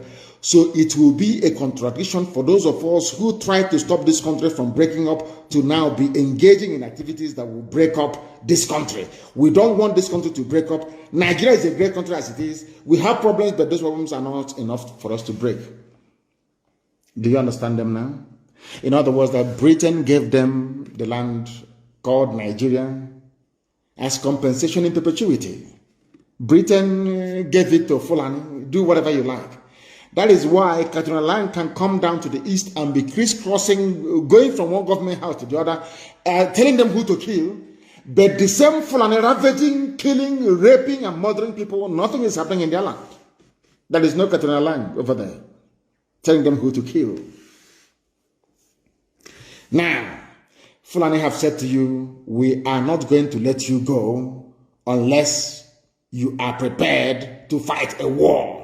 I now know that you understand their mindset and where they're going. Now, the problem is this. How can people come out and claim that Benue is theirs by right of conquest? I want people to understand this. How is it possible that the same Fulani that is responsible for 6 terror organizations in Nigeria, they themselves funded and founded them, all of them, how come you people want to be in the same country with such people? I can't, I kept thinking today, how is that possible? How? Because they infiltrated us with the help of the British and they conditioned us to love them even after their impunity towards us. That is what defeats me, honestly speaking. How did the Fulani manage to get us to still love them? Some of you Efulefus, some of you one Nigeria rubbish, idiotic people. How is it possible that Fulani managed to convince all of you to love them, despite what I have done to you? Then I looked at the case of the Hausa people, and then it dawned on me that we are all suffering from an advanced form of Hausa syndrome. Do you know why I'm saying this? They say Niger Delta Youth Council mourns death of the Chief of Army Staff. Are you sure these people are Biafran? Some of them? Some of this Niger Delta rubbish. Are you sure they are Biafran people? Are you sure that the same people that gave birth to Atakabura, are you sure it's the same lineage? Because I don't understand. They did a press release. We, the leadership of Niger Delta Youth Council, received with great sadness the sudden demise of the Chief of Army Staff, Lieutenant General Ibrahim Atahir, who died in a plane crash. We want an investigation. Now let me ask you something, you idiot, you moron, calling yourself. What idiots called? Maybe it's a DSS group, who knows? He says it's called Niger Delta or whatever garbage. Let me remember their name. You know me, I don't take prisoners. I tell you the truth. You may not like it, but it is the truth. And I must preach it. Their name is Niger Delta Youth Council. You people are foolish. Very, very foolish. Let me ask you something. Where's Ken Serewa from? Ken Serewa is from the Niger Delta. Is that correct? Ogoni land, so to speak. Going by your own definition. After all, Imo State is also part of Niger Delta. Abia State is also Niger Delta, but let's leave it to one side anyway. When Ken Serewa was killed, how many Arewa groups issued a statement condemning his death at the hands of Abacha? Let me repeat my question to these Niger Delta Youth Council idiots. Maybe looking for money. You want to buy dry fish, maybe your kai has finished. Let me ask you again. Ken Serewa was an icon of the Niger Delta struggle. Is that correct? How many Arewa youth groups issued a statement lamenting his passing or his death at the hands of Abacha? Now you understand that you are suffering from an advanced form of Hausa syndrome.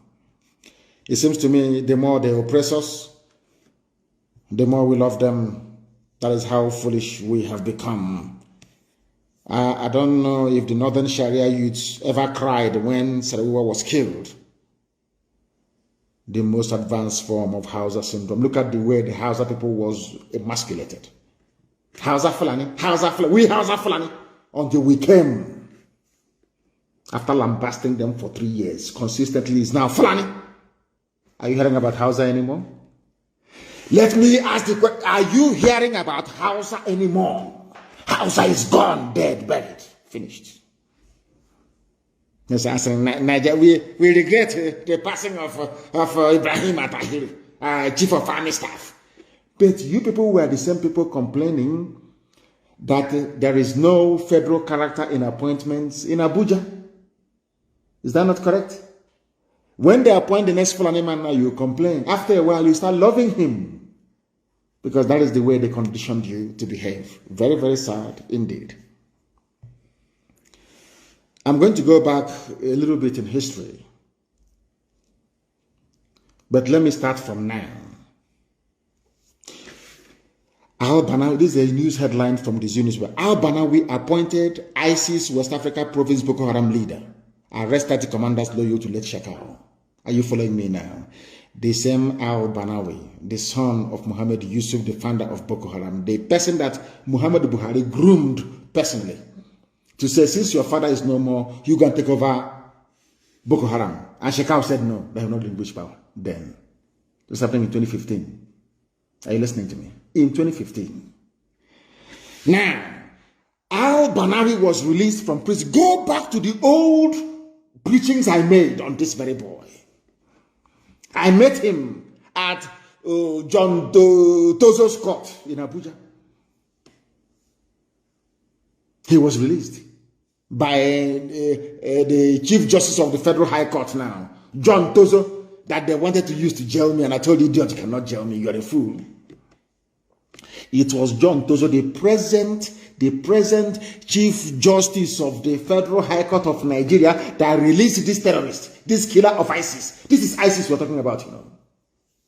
I have their facts and figures. Now, the Islamic State, ISIS, West Africa Province, under the new leadership of Abu Musad al-Banawi, has taken over all territories under the control of the late Abubakar Shekau in a major revenge onslaught against the former, because when he grew up, he became of age. Buhari pushed him to go and take over his father's mantle. Shekau said no. This was the revenge. And how was it possible that Shekau was ambushed? Because Shekau attended a peace meeting called by Ibrahim Atahiri, the dead chief of army staff. And what I'm giving you is facts. I don't have time for rubbish. We have the very, of course, maybe apart from Mossad, we have the very finest intelligence in the world. I'm telling you this, the M branch. How was it possible that Shekau was surrounded? Because they wanted the continuation of that very meeting. I told you this thing many years ago. They called a meeting, they sat together, and they said to Shekau, stop attacking mosques and Muslims. Go to the south, go to the east and take it. And Shekau said, no, we cannot take the east. I want to give you one explanation that I've never told you people before. I was very, very close to Boko Haram leadership.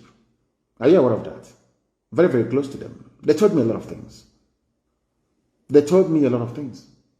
Boko Haram leadership told me, I won't tell you the name of the person, told me in confidence, the person was being held at Ikoyi prison. I was in Kuje, because I was instrumental in making sure that people who are not guilty are released from prison, regardless if you call them terrorists, Boko Haram or not. So they loved me very much. I'm being honest with you. They were very close to me, and they told me something. Shekau told Buhari, you cannot take the East. That the East cannot be taken. Buhari said, okay. When he was alive, Buhari now said, okay, if that is the case, I'm going to divide the organization. How do you think that Shekau knew that Buhari had died? That was why he called the idiot, the little boy that parading, Yusuf Abubakar Muhammad. He knows his name. Shekau knows Buhari is dead. Go and watch, I think it was the second to his last video he made. They called for a peace meeting so they can plan on how they're going to push to the east, to take the whole of Nigeria by next year. That was, I told you before, that was a timetable. That is why this slaughter is going on now in Niger State, in Benue State, and some parts of Kogi. They're entering Kogi. Maybe around October they'll be in Kogi.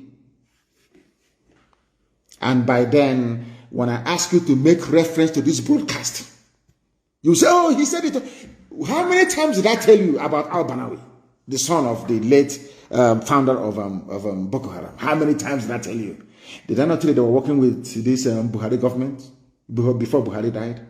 If not, why would the government go and align with ISIS in order to defeat Boko Haram? You see what I'm saying about common sense? Common sense. You need to be able to reason.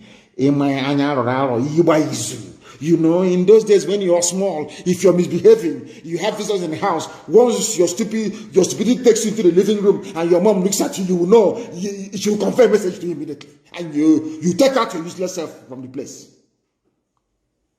Your mother will look at you, only looking at you. You will know your mom wants you to go and bring a plate, or to go and wash your plate, or to go and have a shower, or to go and take something and eat. But she will not say anything. She will only look at you. You understand the message she's trying to convey.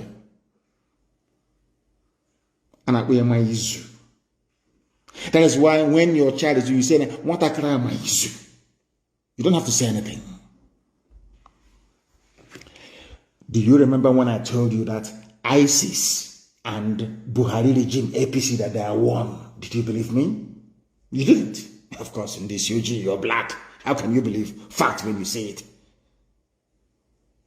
If we had been able to reason properly, do you think Africa would be as poor as it is today? Of course not. It's because we cannot reason. I told you that they are part and parcel. They are in this game together. Buhari wants an attack on the east. He doesn't want the army to do it or the police to do it. He wants to use terrorists to do it. And ISIS was the perfect people to do this very job. I told you this many years ago. Do you know that today, surprise, surprise, Nigeria government is partnering with ISIS to defeat Boko Haram?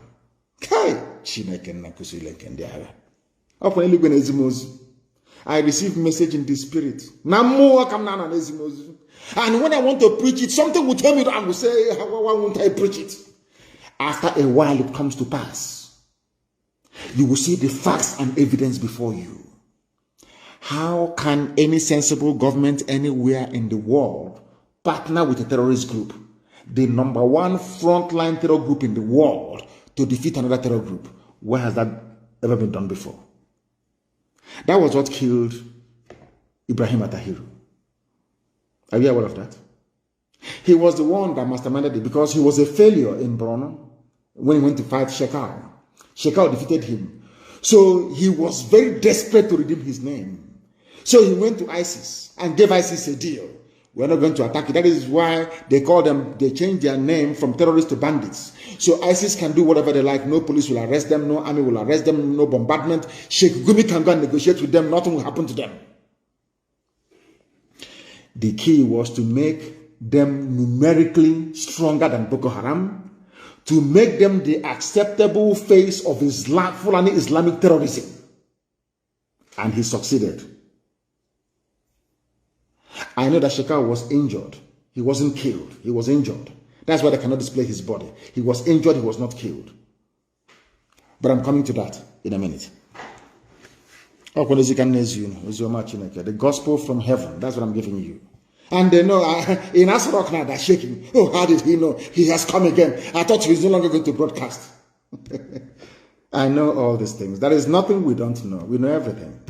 That is why we managed to defeat Mietiala. With the little meager resources, we defeated them. Because we know what they do not know. If I want all the governors dead in one night, they will all be dead. But I don't want them dead. At least not yet. Now listen. Do you know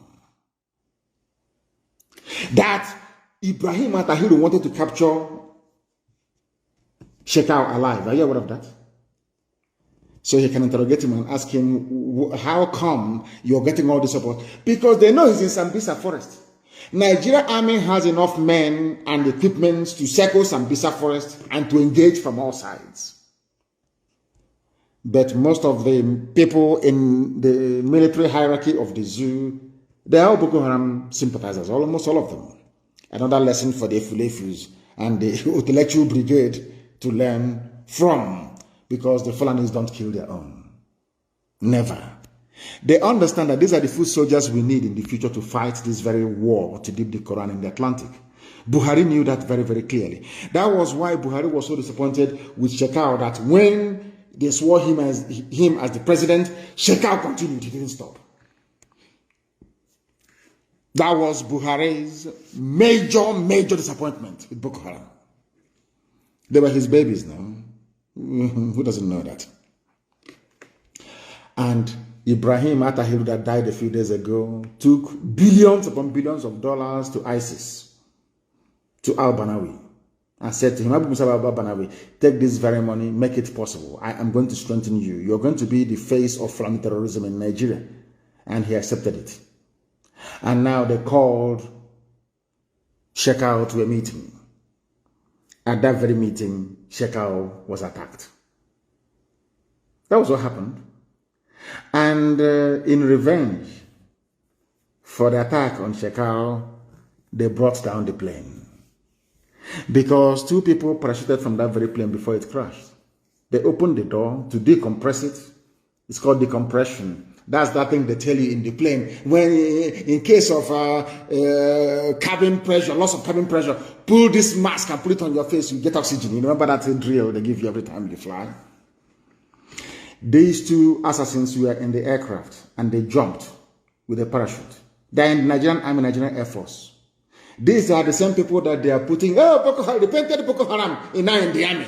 They are the ones that killed him for attempting to sabotage Shekau. And their new commander now is very, very mean. I'm telling you, even deadlier than Shekau. The new guy is, oh my word, very mean. And they now have war on their hands. I'm telling you.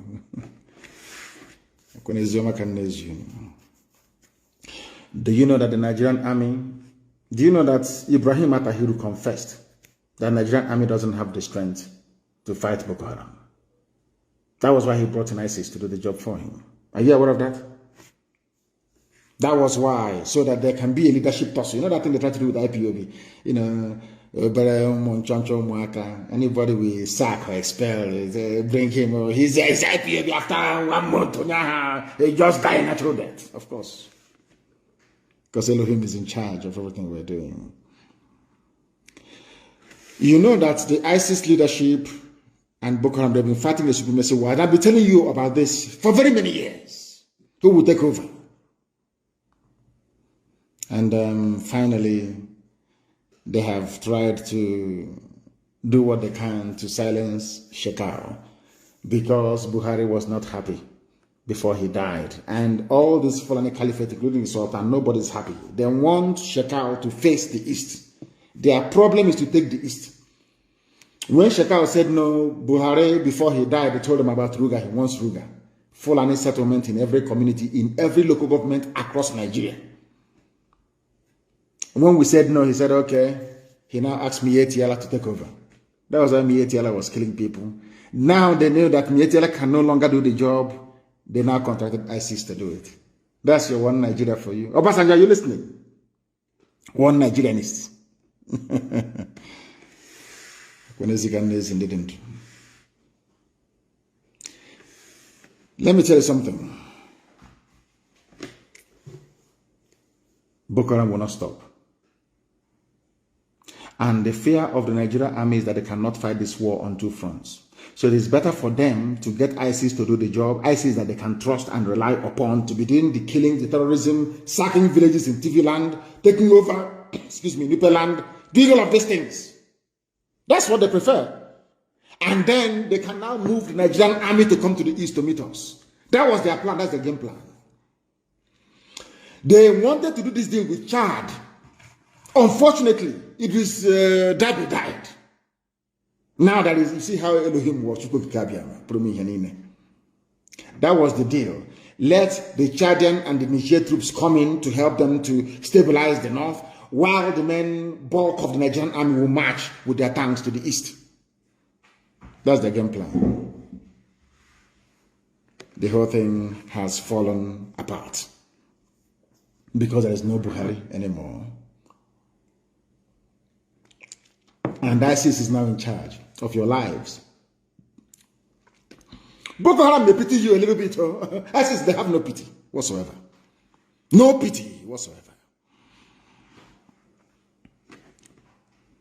They can bring in as many armored cars as they like. Only one landmine will destroy it, disable it, to park by the roadside. Do you understand me? This is 2021, not 1967. They must understand this, that we are going. It doesn't matter. What are they going to do? Nothing. The same way we defeated Mietiala terrorist group and they brought in the army and police. We are going to defeat them. After that, they'll start bombing us from the air. Then after that, they will give up. For you to be free, you need to be stubborn to a fault. And I want to show Fulani Janjaweedism what stubbornness is all about. They're not stubborn. I want to prove it to them. Their children will talk about us. Fulani kids, in years to come, they will sing folklore with our names. They will say they never knew that such people existed. If you think that by putting the lives of Hope Ozodema and weak Dave Umahi in political office that is going to deter us, you are dreaming. We are unstoppable. That's why I said, before we came, there was something like us. Now we are here. Nobody can attempt half of what we're doing. And when we are gone, you will pray and cry that we lived forever. I'm telling you. They don't know what's... You don't know what is going to hit you. They have no idea. Anybody telling me that Nigeria will survive in this present format, I'm telling you, I can bet you anything in the world. I will bet money against you that the zoo will fall. It's only coronavirus that saved them. Only coronavirus is still holding them. One thing to I told him very, very soon. That is the reason why APC political leaders in Yoruba land met together and said, we support the position of the southern governors to ban open grazing and movement of cattle by land. Tinubu, Gbajabiamila, Sanwo-Olu, and other Southwest APC leaders support southern governors' ban on open grazing, condemn separately. Of course, that is given. Everybody's making money, but I want to condemn it. I want to condemn it. You see a very ugly old man with pot belly, spilling over even his knees. He cannot get up in the morning. He can get up one day and go and marry or decide to marry an 18-year-old fresh graduate. Because of hardship, because there's no electricity. The economy cannot grow. I want to tell you something. You see, those of you who are in the West, ask anybody who is in Europe or somewhere in North America. Before you get a woman, you have to buy flour, you have to buy chocolate, you have to talk, convince, you have to look decent and presentable. But in poverty-stricken Africa, all you need to do is to have money. Because a girl needs to do her hair, she needs to buy makeup, she needs to do this, she needs to change her underwear and all the rest of it. So she needs money. Regardless, there must be money. Money must change hands, whether you like it or not. Because there are no jobs to go to. They become very desperate. Do you know when I discovered this very thing? It was as far back as 2005. I kept researching one day I kept asking myself, why is there no electricity, constant supply of electricity? It then dawned on me that the Fulanese did it that way deliberately in order to make life very, very cheap. Do you know that if you supply electricity 24 hours a day, people will not give a damn about the government. People will be creative enough to make something for themselves. Now they had to impoverish everybody. That is why I hate Obasanjo when he's doing preaching. This is sanctimonious rubbish. Obasanjo destroyed the stockfish market in Aba, destroyed the Okreka market second-hand clothing. Obasanjo destroyed the glass factory in Aba. By a stroke of the pen, Obasanjo you're looking at. Very evil man. Evil man, I'm telling you. Evil upon evil. Ask Obasanjo who stopped second-hand clothing market in Aba. Ask Obasanjo. It's a very simple question. He will tell you it's him that stopped it.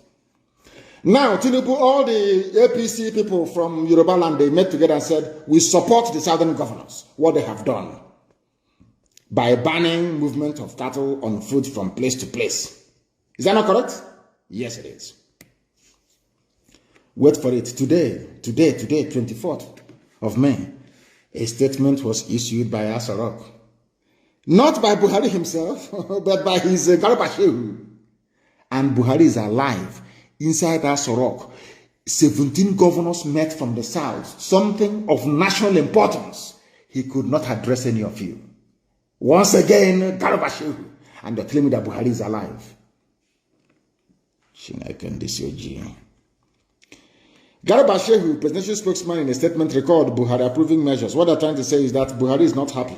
Buhari moves against killer headsmen, says open grazing ban illegal. Buhari, a president of Nigeria in a democratic dispensation, is telling you that banning open grazing is illegal because they rely on their cattle to do the main attack for them. That is their justification for entering into your farm. For them to come into your land, they need the cattle. To say, oh, we are grazing. Do you understand their trick? That is why, by all means, by every means, they need their cattle with them at all times. Do you know that somebody who calls himself a president is saying open grazing ban is illegal? I want to prove to the whole world tonight that your average Fulani Janjaweed is a bundle of idiocy. I also want to prove to the world tonight that Nigeria doesn't have educated people. You said there's a senior advocate talking rubbish. All of them, none of them is educated enough to understand what it means to adhere to the rule of law. You know, when you hear Malami, when you hear Garba Shehu, they say, rule of law, they don't know the meaning of it. Do you know that the justices you have in Nigeria, the senior advocates in Nigeria, they don't even know the meaning of the rule of law? Because it's in English. It's an English phrase. Because they are not English people, because they are not versed in the nuances of English language, they don't know what it means. I am telling you, if you like, go to your professor of law tomorrow and say to professor of law tomorrow in any university in Nigeria, what is the meaning of the rule of law? He doesn't know what it means. But this night I'm going to teach you for free. So tomorrow when you go to your lecture hall, you'll be able to pose in front of the others about what rule of law means. And I want to tell you that this present regime, this present terrorist bandit regime you have in Asarok, Fulani Caliphate, Kabal, they don't know the meaning of the rule of law because they are all quota graduates. They're not educated people. Why do I say what I'm saying? Rule of law means, what does rule of law mean? It means following a precedent by law. That is why anywhere you go in the world, if you have a case, that is why they said, Akledolu versus Ondo State, or Ondo State versus water resources, or Brown versus white. Why do you think when you get to court, maybe your lawyer is preparing a brief, they cite all these cases? Is to let the judge understand that this case has come before a court before, and this was the determination. And given that this determination was reached in the past, I expect you to follow the rule of law and reach the same determination because both cases are the same. Precedent in law, rule of law. I'm now trying to teach you something they will never teach you in your university because you're in a zoo. It is called precedent. Not president, precedent. P-R-E-C-E-D-E-N-T. Precedent in law. That is the meaning of the rule of law, where law holds supreme. Not the dictates of man, but law itself. What do I mean by that? Let us go to Cornell Law School. Where people are learned, not zoo schools. To understand what precedent means, before I now tell you why the entire Fulani presidency is a bloody joke, because they are ill-educated. I want to prove to the world that Nigerians are not educated. Forget your son, he's an advocate, a PhD. These are a bunch of idiots. They know nothing. Precedent refers to a court decision that is considered as authority for deciding subsequent cases involving identical or similar facts or similar legal issues. Precedent is incorporated into the doctrine of stare decisis and requires courts to apply the law in the same manner to every case with the same facts. It means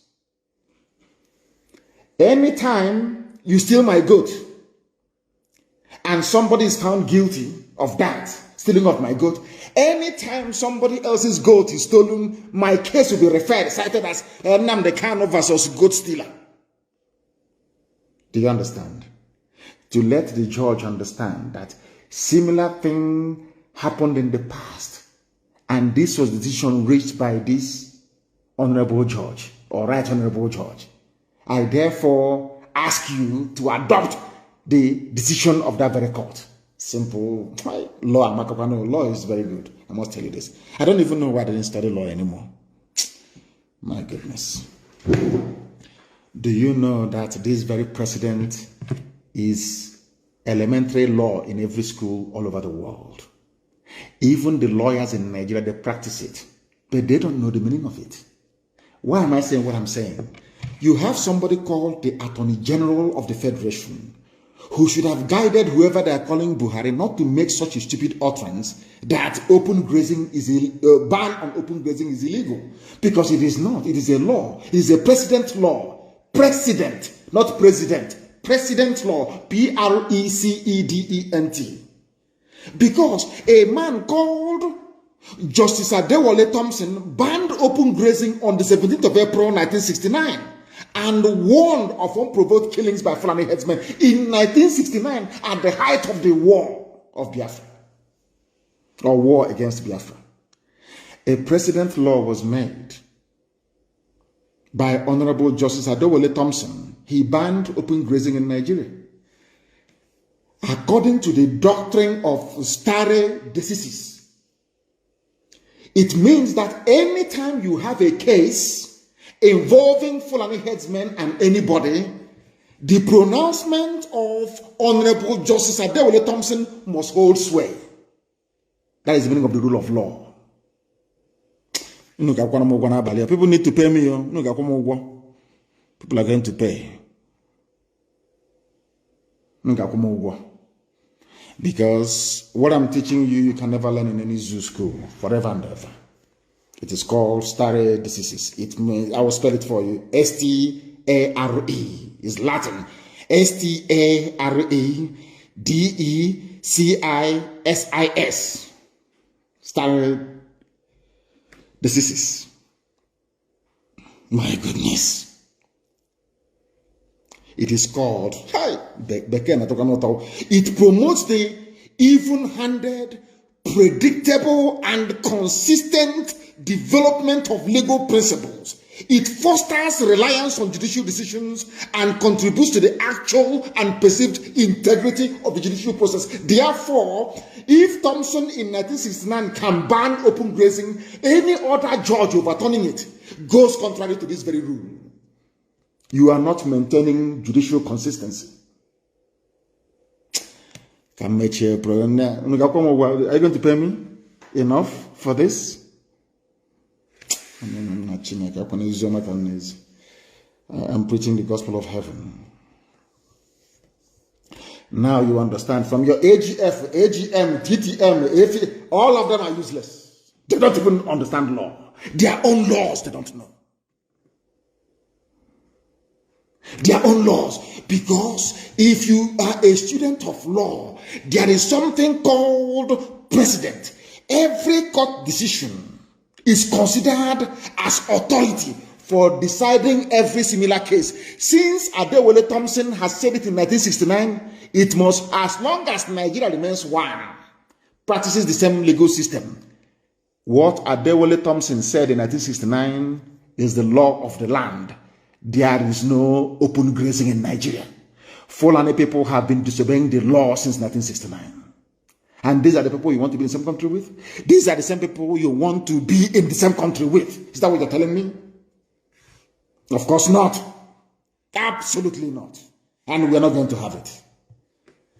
They don't even know the law that when you go to school, go to ABU, about the university, you come out with the lowest score and you become the Attorney General of the Federation. I mean, no one can blame you. No one can blame you. And why are they doing this to us? You may ask yourselves, why are they doing this to us? Because they hate us. But that is a program for another day. I'm going to preach it. Maybe the next 2 days I'll preach it. But this evening I don't want to overburden you with too many facts and figures. I don't want to overburden you with too many, should I say, theories and as to how things are supposed to work. Let me tell you how Biafra will be different. You see, in Biafra, oh dear me, everybody from nursery school will know what their rights are under the Constitution, the rule of law. Anybody that goes against the rule of law in Biafra land, oh my goodness, you regret the day you were born. Do you want to become like Nigeria, where people go to school with PhD in law, claiming every day, rule of law, they don't even know what it means. Because if Nigeria practices the rule of law, how come a law that was made in 1969 April, a president can come out to say that law is illegal? A judicial pronouncement. My goodness. Let me bring this program to an end here. I have an announcement to make. Biafrans must be very careful at home, especially our leadership. Some people in leadership positions are dabbling into security affairs, and I'm not going to have it. I will only give a general warning now. Next time I'll dismiss you live on air. No coordinator on the ground has any deal. Don't because Dave Umahi is saying, bring all your this thing and we'll go to Abuja. Some of you will stupidly go and meet that idiot. If you meet Dave Umahi, you're gone. Sheka went for a meeting. Peace meeting. Let's move, let's march to the east. Let's do peace. And there he was attacked. Do not listen to these people. They are demons. I'm telling you the truth. You must be very, very careful. We must all be very, very careful and be your brother's keeper. They can abduct as many as they like. After all, we lost 5 million during the war and we are still alive today, isn't it? The most populous ethnic group, believe it or not. So it doesn't matter how many days. As our men, any day they say they've gone into the bushes and taken out our men, then I will have reason to worry. They can kidnap as many people as they like. They think that by kidnapping them, people will start shouting and they say, oh, please stop what you're doing. Can't you see we are suffering? You will even suffer more because we're not going to stop. We cannot stop. Get this thing. It doesn't matter. I don't pay kidnappers ransom. And I see Hope Uzodinma, Wike, and Omahi as kidnappers for fun, and that's what they're doing. They can kidnap my entire village. I don't give a damn. I don't know for some of you, but I only have one pursuit in life, and that is to restore Biafra. Anything else can happen. God in heaven knows I don't give a damn. That was why I said I will sacrifice anything sacrificable to get Biafra. It doesn't matter what it is. If Elohim says to me today, if you come out now and they cut off your head, Biafra will come, I will give it now. I won't waste time. So people who are being kidnapped will do our best to bring you out. But no amount of writing junk opinion by all these multi-purpose efulefus can stop us from doing what we're doing. And they have not given birth to the person. Our mission is irreversible. We will pay any price. I want to give you another historical example or context. Go and read about how the Russians defeated Napoleon. Read about how they defeated Nazism, Adolf Hitler. There is a movie I want some of you to watch, Enemies at the Gate. Go and watch it. I think it's Clive Owen, is it? Clive Owen, I don't know who did that, who played the lead role in that movie. You know, I watch movies and I learn from it. Some of you watch cinema for entertainment. Me, I try to learn from every circumstance I find myself in. Go and watch Enemies at the Gate and see people who are patriotic, how they defend their land. Go and study the history of Afghanistan. Why no superpower has been able to overpower them till this very. Do you know that Afghanistan, they defeated the British during the Opium Wars? Are you aware of that? I'm not sure you know. Nobody can take Afghanistan. It doesn't matter who you are.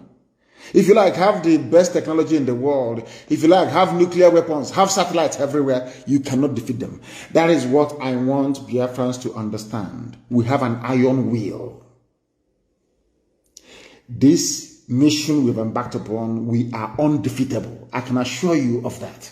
They can come to where and kidnap everybody above the age of 18. That is their business. It's not going to. Our men are in the bushes. Nobody's touching them. So you don't need to worry.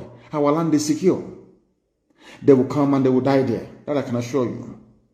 And I want to thank you very much for listening this evening. And maybe I will come back maybe in the next 2 days to complete this epistle.